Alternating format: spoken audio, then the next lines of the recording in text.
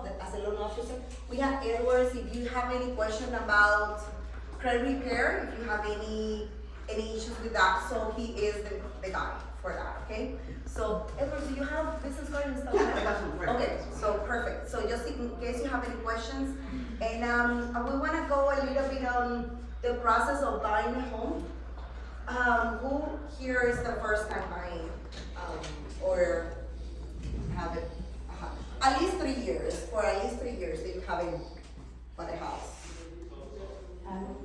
No? Yeah, good.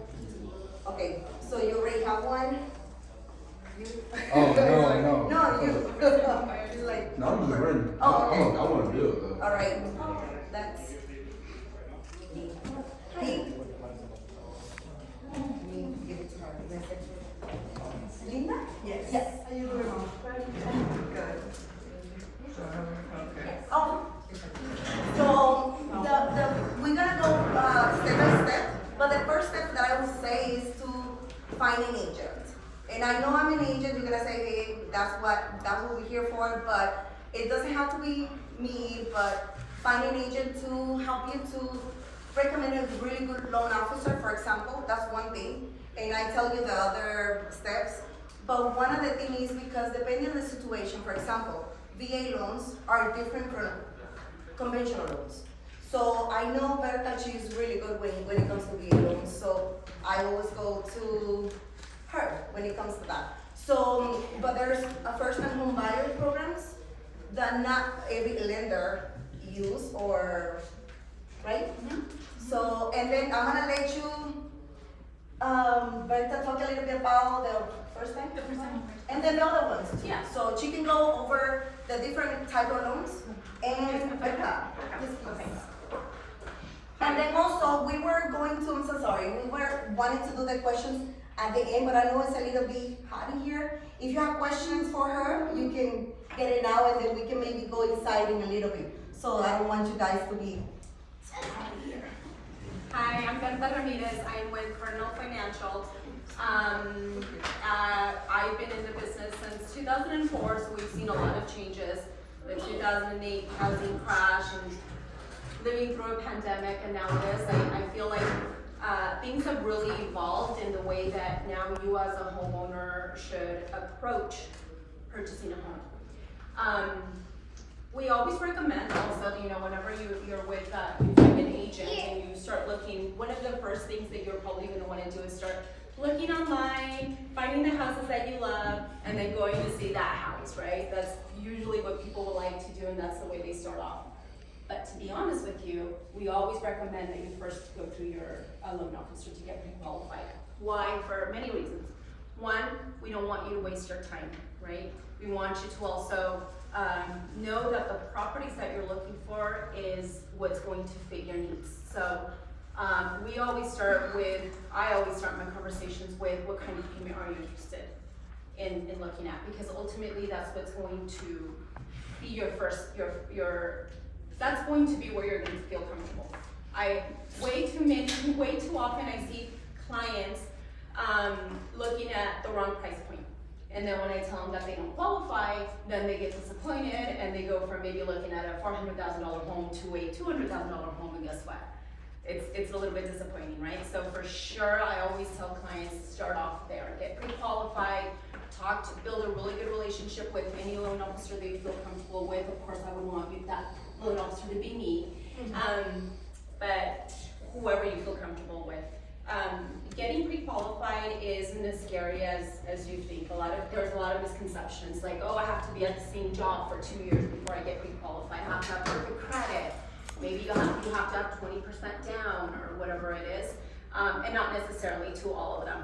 A first-time home buyers program that you probably hear a lot doesn't necessarily mean that you have to be a first-time home buyer to qualify for them. So it's kind of like a marketing strategy, right? First-time home buyer program typically is you come in with a lot less down payment.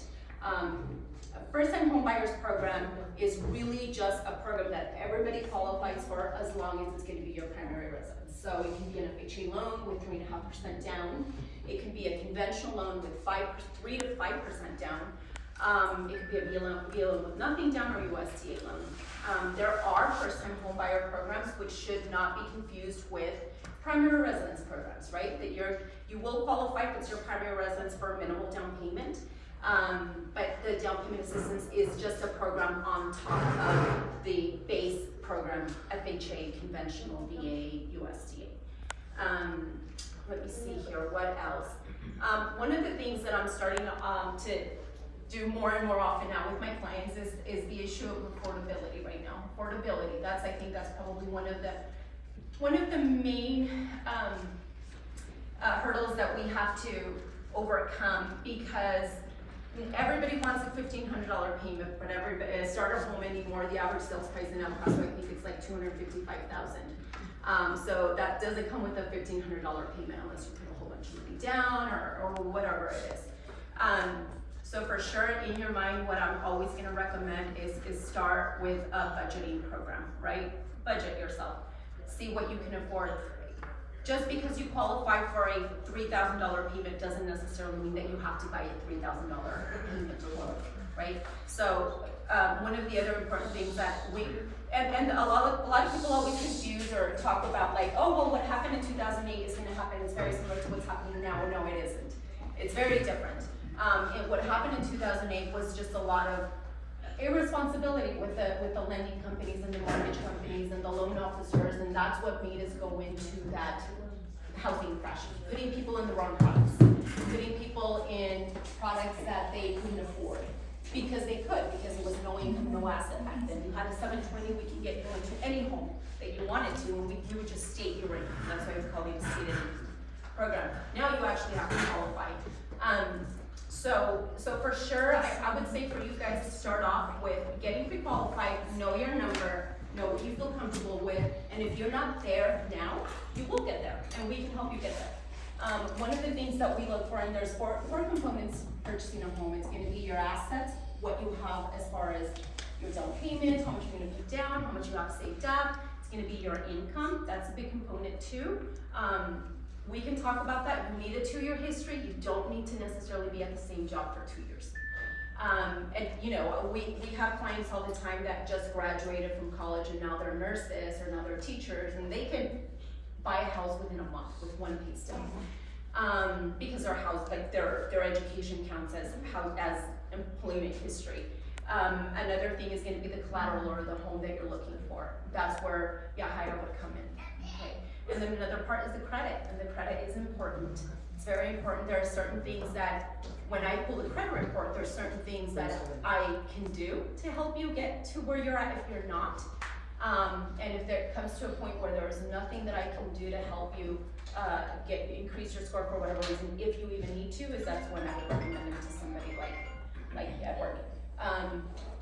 So those are the 4 components that are very important. Face your credit now. A lot of people are like, oh, I don't know what my credit is, I don't want to pull. No, that is the most important thing that you need to do and you have to do in order to move forward. But there's just so many little things that I'm not going to bore you with. That's why I think that everybody's situation is going to be different depending on your situation. Then you can come to me and I can tell you, I can coach you, I can get you ready to where you need to be at the time, or whatever your price range is, or whatever your time frame is. Okay. Does anybody have any questions? It was kind of general, but it's a lot of things. Does anybody have any specific questions? What about the VA loans? Yes, ma'am. So here's the thing about VA. VA, I mean, of course, it's one of the best programs that you can get. Why? Because it's 100% financing.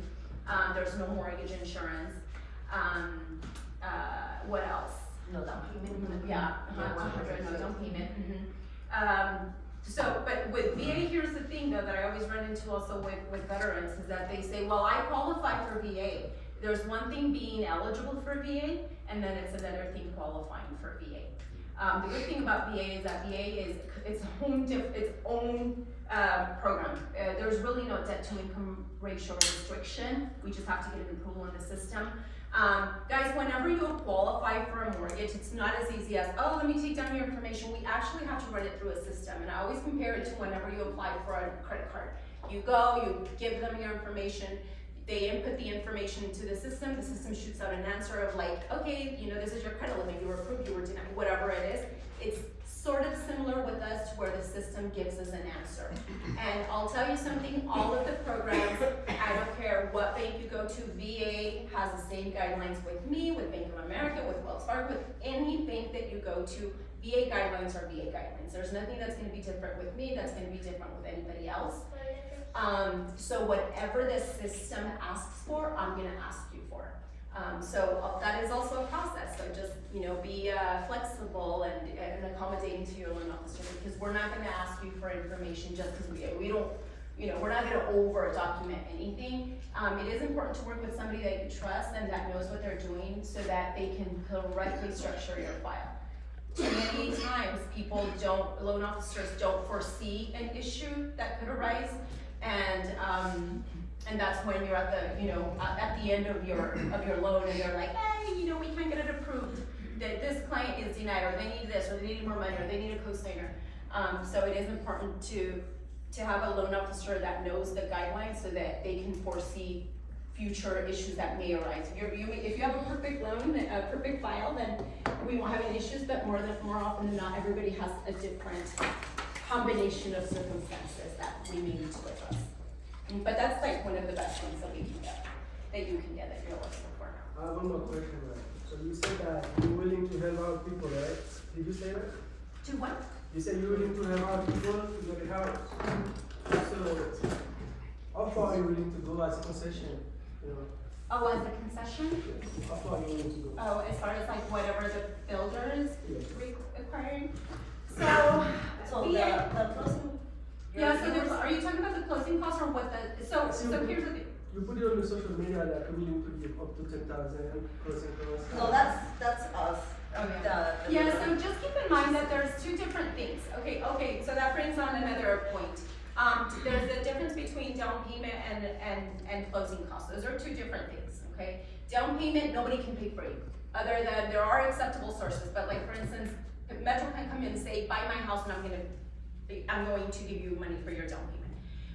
You can get your down payment from different sources. One is a down payment assistance program. VA doesn't need one because it's 100% financing. Another one would be like a gift from a family member, right? If your mom is going to give you money to buy your house. 401k, your own funds, your own savings. Typically, on new construction, we found that our closing costs are really low. They were about $4,300 to $500 on new construction, which any concession that they have would 100% cover it. So somebody that's VA, like you, can come into a house with nothing. And then I believe that on certain homes, they're also having a buy down incentive to buy down your interest rate. So you can come in, put down your $500, I believe, is it $500 to reserve a home? Put down your $500, pay for your appraisal, which will be the only thing that we would require for you to do. And at closing, you can get all of that back. So you can come in with literally nothing. Actually, everybody here can, because of the incentives that are being offered right now. 100%, guys, I know that if you can get, and if affordability right now, because if I pre-qualify you right now, you're gonna be like, okay, what's my payment on this home, right? Using a lender that has an incentive that will buy down your interest rate is I would take advantage of that all day long. Because then your payment is gonna be a lot lower than what it would be. So on a $300,000 home, what's your payment on a $300,000 home? Let's just say probably between $2,800 and $3,000, depending on your situation. However, with the incentives that they're offering, your payment could be $300 less than that, right? Up to $300 less than that. So 100% per month. So take advantage, for sure, take advantage of the incentives, buy down your rate, and that way you won't have the need to refinance. So now that's another part, is I always tell my people, oh, yes, go ahead. Just before you run off, so that doesn't apply with, you can't do that with the VA loan, right? Yes, you still can, of course you I can. wish I was still following. Yeah, and the great thing about VA is that they have no cap. So for instance, FHA has a maximum allowed seller concession at 6%. I believe that with some of your concessions, it even goes a little bit higher than that. And the great thing about VA is that you can use the entire concession to buy down your interest rate completely without having an issue. Because some of them are capped, like on a conventional loan, you can only use 6%, the 6% concession, which is more than 3%, if you put 10% down. So again, not to bore you or confuse you with all the guidelines that I have, But I think that's why it's important for you guys to align yourself with a good loan officer to put you in the right product. Another advantage right now of FHA, which a lot of times if you had really, really good credit, I would put you I would probably recommend a conventional loan. Conventional financing, why? Because the interest, there's mortgage insurance. How do you avoid mortgage insurance? One would be putting 20% down or getting a VA loan. Those are the only two. Those are the only two people that do not pay mortgage insurance. FHA or conventional, there will be mortgage insurance, and mortgage insurance does not protect you. It protects the lender. Why? Because we're taking a risk on lending you $200,000, $300,000, $400,000 homes with very minimal down. So that protection is for us. The good thing about FHA is that mortgage insurance used to be 0.85 and it dropped to 0.55, which is equivalent to you getting a conventional loan with 5% down with really good credit. So that was one of the things that that they did, one of the changes that came about recently. So even people with conventional loans, because typically people that qualify with conventional, I wouldn't even put an FHA, but now I am. Now I am because it's, you know, you can have a 580 or you can have an 800 and the mortgage insurance is going to be the same. And it's going to be very affordable. So, and the interest rate is lower also, typically on government loans like FHA and VA as opposed to conventional. Does anybody have any questions? I know it's like, it's overload of information, but for sure, I feel like that's why do pick my brain, talk to me. Not that I encourage anybody to shop around, but you have the right to shop around, right? And ultimately, the relationship you're gonna build is gonna be with the person that you trust, the person that you think gives you that good vibe, and the person that knows what they're talking about. So, and everybody's situation is different, so I can't, if I went over every different scenario over almost 20 years of business, I would be here like forever. Because everybody, we get hit with different scenarios all day long. But to answer your question, VA, 100% financing, use money to buy down your interest rate, get a really good rate, and you really come in with nothing, you get your money back at closing that you've invested. What's your minimum credit score that you require from your, I don't know if you're a mortgage bank or a mortgage lender? 580 typically. With an approval, we can go to whatever the system gives us. So for instance, even on VA, we've been able to get approvals on like 520s, but it's gonna be a combination of things, right? Conventional for, it's gonna be a combination of your reserves or money that you have saved up in the bank, your debt to income ratio.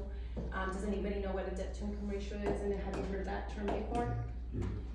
Yeah, okay. Yeah, so there's two numbers. One of them is gonna be your housing ratio, which is your mortgage payment divided by your income, your qualifying income, and that's your housing ratio. That's how much income we're using to make your payment, right? So like, let's say 40% of your income is made to use your payment. The other ratio is going to be your new mortgage payment, your proposed mortgage payment, plus all of your existing liabilities divided by your income. And typically on that, each program has a different set of rules. But on VA, if we get an approval in the system, we can go down to 520, or even lower. I mean, I think the lowest one we've done is like 527 with an approval. But if not, there's also something called manual underwriting, which is, you know, Cardinal fully embraces, except for on conventional, it's not allowed. But FHA and VA, if the system doesn't like your file, but we see it and we're like, this is completely doable, the system just doesn't like it, we can still get it approved, ignoring that that recommendation through the system. So you got another question. So on a VA loan or any other loan, in marriage or spouses, do you have to run both of theirs, or do you have to do single? We do have to run both of them. So if you are legally married, we do have to run both credits. Texas is a community property state. It doesn't necessarily mean that the other person's credit is going to count towards like the interest rate. It's not going to be taken into consideration, the actual credit score. Will go off of the person, off the person that's qualifying. Typically, so you have 3 credit scores, right? You have 3 bureaus, TransUnion, Equifax, and Experian will go off the middle score of the 3. So then, I got another question. So when it asks for extra income, is it plausible to put the extra income basically to make your spouse look a little bit more like that receiving income? If you say basically the income I make, this is the example, the income I make, I give to my spouse, that's extra income on top of the income she makes. So that makes it look a little bit better. Is that plausible? Like for qualifying purposes, so the person that's gonna be on the loan has to have both, has to have their income and it has to have the credit. So we can't combine like, you know, your wife's credit with your income, we can't That's do what I'm that. saying. So like where you asking questions for other income, like so like child support, stuff like that. If she could claim that cash, basically, if I quote unquote say I'm giving her that cash, so that gives it more capital for her cash. For her, yes, Yes, so, that's but all if it's right. on certain things, it's Yeah. not on everything, it's gonna be like on child support, that's court ordered. So if like other income's coming in, the other income Like is what? like an LLC, so like the LLC is funding that. As long, so just keep in mind, guys, if it's not on paper, it doesn't exist. That's what I'm saying. Yeah, so But if you're it giving is- her money, yeah. but, and we can prove that for the last 2 years you've been giving her money, but she's not reporting or whatever, we cannot As use far as it. what reported valid for taxes. Yeah, Okay. yeah, so if it's not documentable, we can't use it. So then I got another question. So if we're filing for taxes, if we file as a joint couple, does that not still not consider her filing for those taxes in that form, or that person, that spouse? So, but what kind of income is it? Is it from like a business? Just saying. I mean, you are the business, so whatever you bring home to your home should also go into whatever. So if you're asking for other income, I would assume that if I'm bringing something to the table, she should be able, or he should be able to account for that income that's coming in, because we're both filing the taxes on it and we're joint. Because being joint, you're still running both credits. So I'm just trying to see the leverage in it. So here's the thing. It's a loaded question it's a very loaded question because it's gonna depend. If both of you guys are on the loan, of course we can use all the income that's coming in, right? If yeah. both of you want the If loan. both is on there, If both correct. are, yes. And that's what I mean as Oh well. yeah, oh yeah, Yes. if both are on the loan, absolutely. Yes, Yeah, exactly. it'll be. But if let's say you're because you can't have her on the loan because she has like a, I don't know, 400 credit score, and you're on there, but she's the one with the income, I can't use her income. The only way that I can use her income, because I have to pull both credit reports, is I can offset her debt with her income. That's the only thing that I would be able to do. So that's not like a cheat code. use that.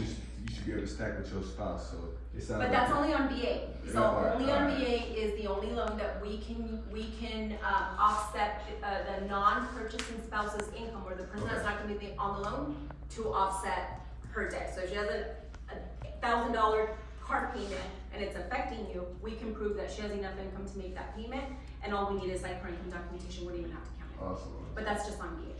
Good information. Yeah. And now, sorry, I'm gonna have Edward to like 5 minutes to talk about the credit repairs, just in case you have any questions about the credit scores and things like that, cause he's the guy. You guys, thank you, Madam Clerk. My name is Edward Araujo. I'm the senior consultant at Texas Consumer Credit Services. I'm a credit expert. Kind of how Berta said, there's so many things about credit, right? And it's really dependent. Every situation is different. Like you said, we could sit here and talk about loans and even credit all day. So I'm just gonna kind of go over in general what we actually do, how we team up with the lenders to help you, and then if there's any questions, right? So does anybody know, or you've heard credit repair, does anybody know what actually credit repair is? Or like what we do or what you've heard? No, TikTok or something that you hear? That's what I hear. I hear y'all take all that information, y'all write all the bills, they got 30 days to reply. Without that 30 days no reply, it's a whole nother thing, you gotta swap back out. And if they don't reply, then basically gotta go ahead and take that out. It's a lot of tennis game. Was that on YouTube, TikTok? No, that's just from all the people. Yeah, that there's come so up much to you. information out there, right? Yeah. So the reason I like to do these seminars because there is so much information. And there's a lot of misinformation, just like in loans and in everything. It's important that, again, you get with someone that actually knows what they're talking about, either licensed, certified, whatever the case may be. Because at the end of the day, if you don't qualify, it's all for nothing, right? So I'll just kind of go over it in general real quick, okay? What we do, the main thing we do is once you go and, you know, Berta can't help, it's not paying down some credit cards, a couple things. You got multiple collections, you got a repo on there and different things, then you would come over to us, okay? The biggest thing that we do when you hire us is we fight on your behalf, basically represent you, to try to get derogatory accounts removed. Now, can you do this on your own? Yes, right? You can represent yourself in court, you can buy, sell your own home. The difference is, you don't just go on Credit Karma and send a dispute and say, I don't like this on my credit report, I don't like it, if they don't respond in 30 days, it's coming out. Okay, there's a lot of nuances to that, okay? There's laws. There's hundreds of consumer protection laws that the credit bureaus, collection agencies, the creditors have to follow. FCRA, FDCPA, all these different laws, okay? Credit reporting is voluntary, with the exception of some things like child support and stuff. No one has to report on your credit report. If they do, they're bound by all those laws and regulations, okay? So what we do, you have a collection that you didn't pay, and it's yours, right? You're not writing a letter saying it's not mine, I don't recognize it, it's yours, we're not gonna deny that. We're gonna audit that account, we're gonna research, and we're gonna try to find errors or violations on that collection.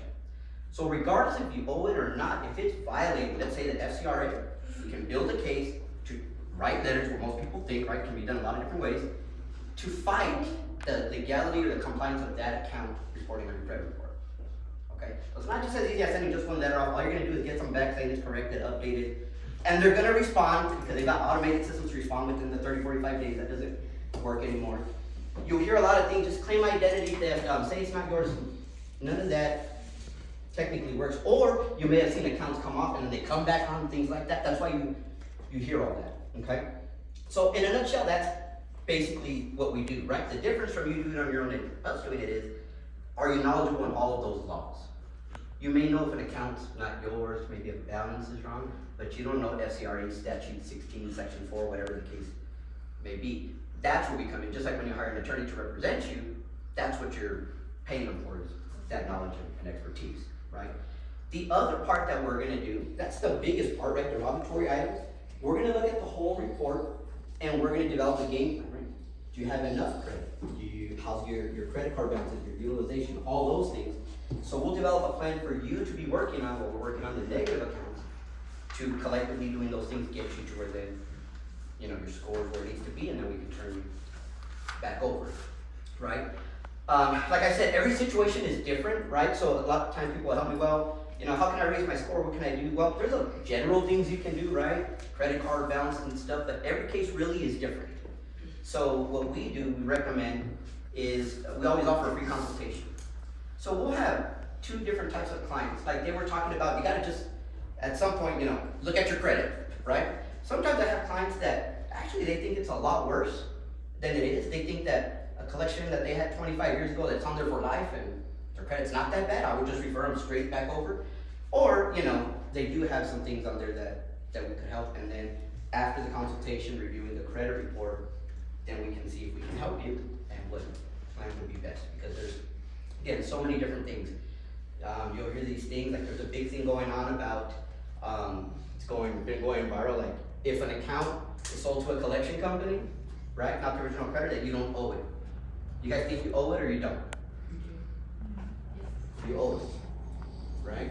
You owe it. Nobody reads the fine print and everything. Those accounts are assignable, right? Just like property, like you do wholesale, can assign these contracts. Now there's regulations and rules and things they have to follow and how the original creditor report and stuff. So it's just knowing all those nuances, because 70-80% of credit reports have errors and violations. So you'll hear the bureaus always saying, if an account is 100% accurate, you know, you can't do nothing, you can't take it off. I agree. What they don't tell you is that 70-80% of the time, it's not completely accurate, 100% in compliance.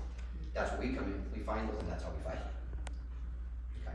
So again, that's just real general, because we could get into talking about, you know, collections, charge-offs, all these different things. But does anybody have questions that they've heard? George? What about Credit Karma? Okay, so, Credit Karma. It's a tool. It's a tool. So here's the thing. Who knows their credit score? Okay, put your hand up if you know your credit score. Okay, don't worry, I'm not gonna ask you what it is, okay? Now, keep your hand up. If you know if your credit score is FICO or Vantage, keep that up. If not, put it down. FICO Advantage. Yeah, okay. Now, that's the question, if you know if it's, okay? If you know if it's FICO 4, FICO 2, basic class and 5, Vantage 3.0, Transrisk, Empirica, keep your hand up, if not, put it down.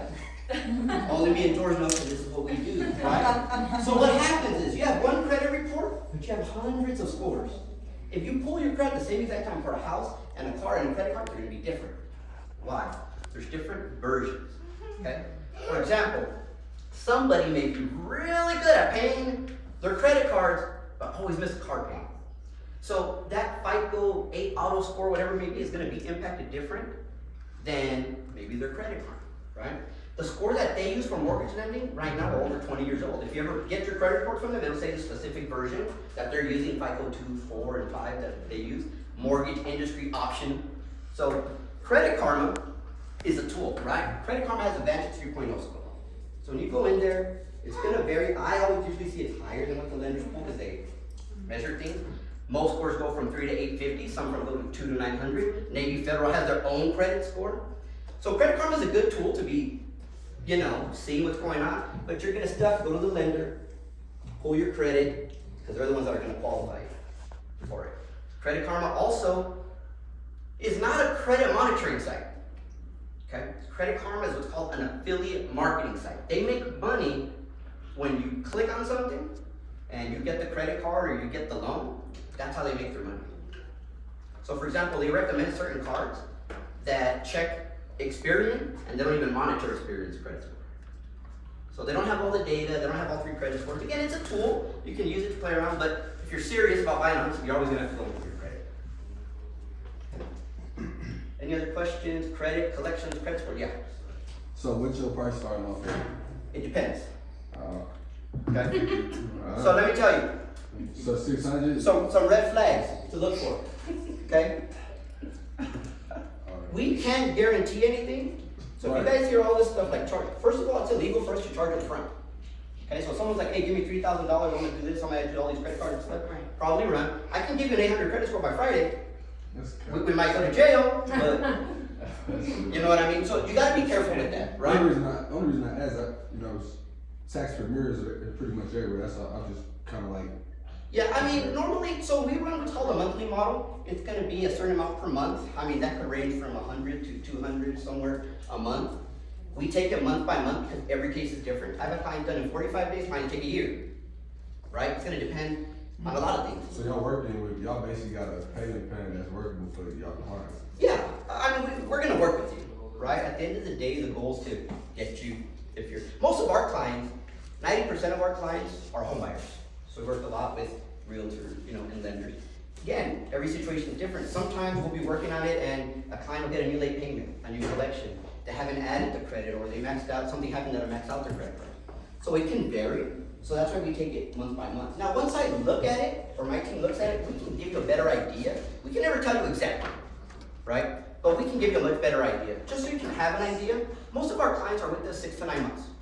So do y'all have like a rule too, where like in the first 90 days, if nothing changes, y'all with a down payment? Yeah, we got guarantees and stuff. Like if we're not doing our job, I mean, and sometimes we won't enroll everybody either.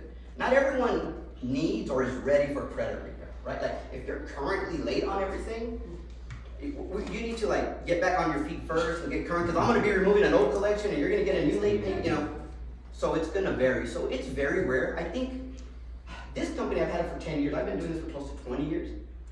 In all honesty, I think we've maybe refunded like 5 people. Okay? And you know what? Some cases are hard.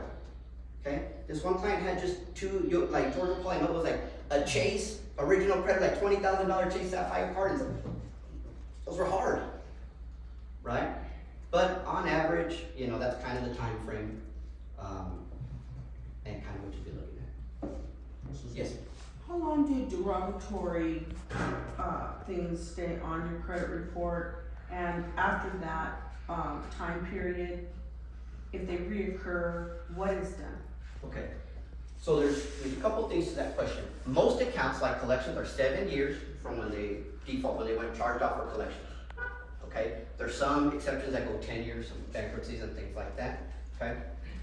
There's 2 time periods I want you guys to remember. People get these confused. Okay? 7 years is federal. That's how long, like most accounts, like collection, can stay reporting on your credit report, regardless if they're sold to a collection company or anything. Okay? Now, As you'll know, many things with the laws and credit, that's what they're supposed to do. I've had clients with accounts on there from 10, 15 years ago, but 7 years, okay? Something different is the statute of limitations on debt collection, on how long they have to like sue you, to come after you. Those are different. That varies by state. For example, Texas is 4 years. What that means is you owe a collection within 4 years, they can try to take you to court, sue you. After 4 years, they have no more legal recourse. It can still be on your credit report, but they can't come after you. That one can be restarted. So a lot of times a collection company will call you and that account's like 3 years old, 3.5 years old. They're like, you know, Mr. Jones, we really want to work with you. Can you just give us $25 and we'll see what we can do? They don't care about the $25. Once you give them the $25, the clock starts again and they can sue you for like another 4 years. Okay? So those are two separate things, but for it to be on your credit report is the 7 years from, you know, when it became delinquent. They call it data first delinquency, you know. So what happens if you have a collection and for whatever reason the amount, because I've seen it and I've had clients that say that at the end of the year, they get a statement of that So it's like a collection. cancellation of debt. Right, is that what it's called? Yeah. And then it has to go towards their income. Yeah. So you have to file with the income tax. They have, yeah, they send them a form and they, not cancellation of debt, they count it like that. Now that's separate from the credit score. Right, but Yeah. I mean, even after you work your deal and get the collection off, they still can come back. Yeah, that's a great question. I'm glad you asked that one. So, here's the thing. Once an account goes derogatory, let's say it's charged off, it goes into collection status, okay? Paying it after that doesn't help your score. Now, a lot of times I'll get a client referred from a lender and the lender told them to pay something. So most of the time I will talk to the lender and it may be something different like DTI. Okay, because if you have a collection and let's say your score's okay, they have to count a certain percentage. They have their formula to figure into your DTI that you're gonna pay $50 a month or something on it, right? But just the act of paying a collection doesn't necessarily increase your credit score. I compare it to like a speeding ticket. Like if you get a speeding ticket, you go and pay it, you're not gonna get a warrant, they're not gonna come after you, right? But that ticket's on your record, right? So when you pay a collection, it's still on your record, so hurting your score. Now credit repair. We're gonna go in and fight to get the account removed from the report. So it's not counted, it doesn't hurt your score, they don't see it, it doesn't mean you don't owe it. Okay? Just you, in Capital One, know that you owe it, but they can no longer legally report it. So yes, they can still call you, they can still try to come after you, it just can't be on the report. Ideal situation is it's removed and you pay it and then you're done. So they can still get that cancellation of debt, or they can still get collection calls. We help them with that because there's laws on what they can and can't do. But technically, yes, just because we remove an account, that's a lot of things that's on social media too. Just because I remove an account doesn't mean all that $50,000 of debt just disappeared. Okay? Our goal is to fix the report. Can you ask questions later? But I'm so sorry, because later, I'm sorry. Yes, No. It's gonna, you guys stay. Yeah, I'm gonna stay. So if you have any other questions for him, please, we're gonna do a raffle right now, because I know, who doesn't have tickets? So, tickets, I'm sorry, because it's gonna be, Is it a ticket for each person? you know what? Where you get a ticket? This one. And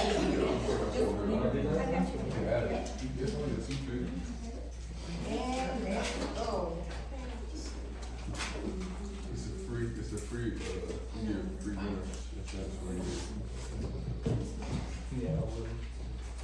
You all have tickets? I don't think they You guys have tickets, right? No. No. You don't want to? Okay, I can give the prices for me then.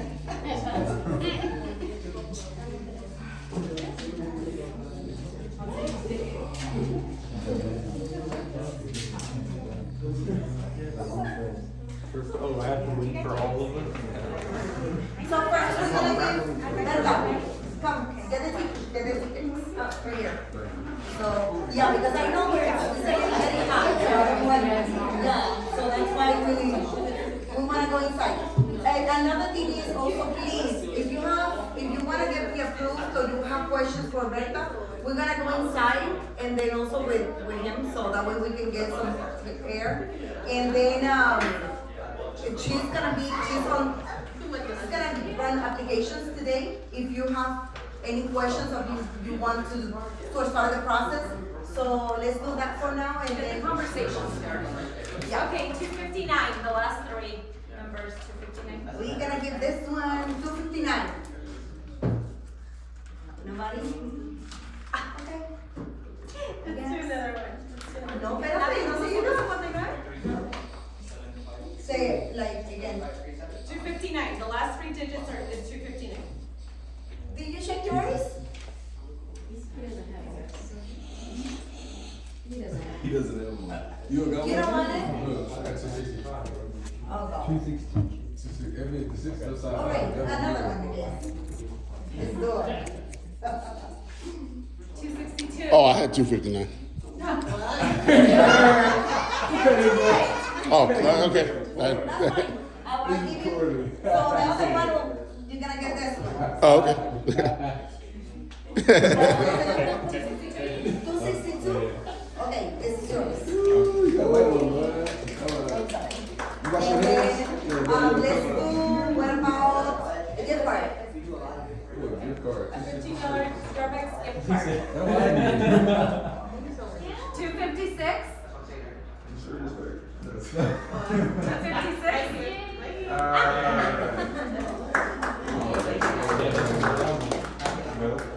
And I want to say thank you, guys. I know because I'm gonna give you some time if you want to talk to Berta or Edwards. So talking a little bit about the process of buying a home, we are looking about first you get pre-approved, then you're gonna meet with your agent and find the house.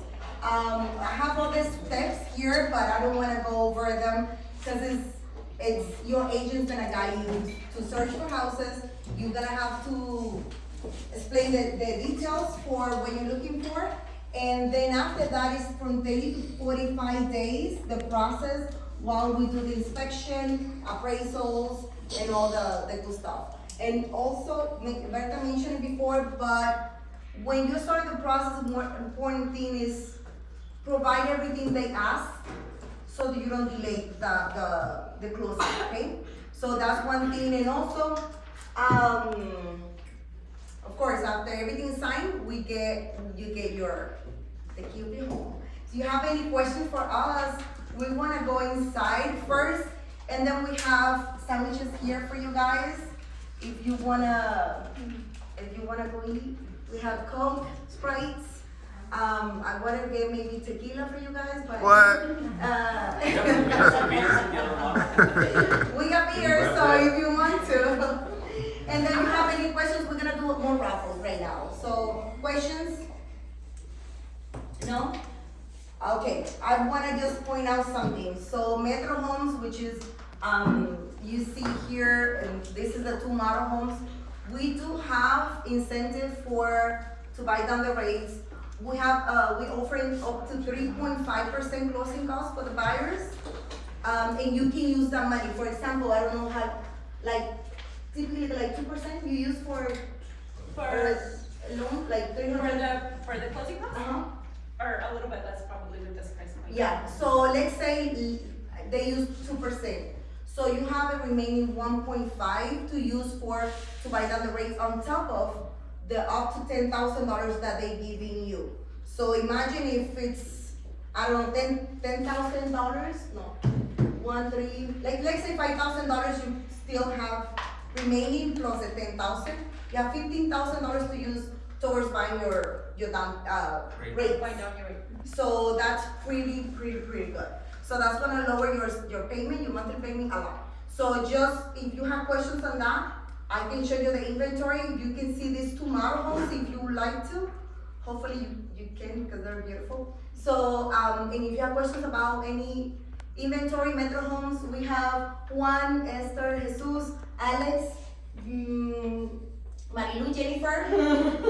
No, I'm thinking about who else, but yeah, I think I mentioned everybody. So we can help you with any questions about Metro Homes, okay? So let's go eat and get inside a little bit. I'm sweating, I'm sorry, I'm like.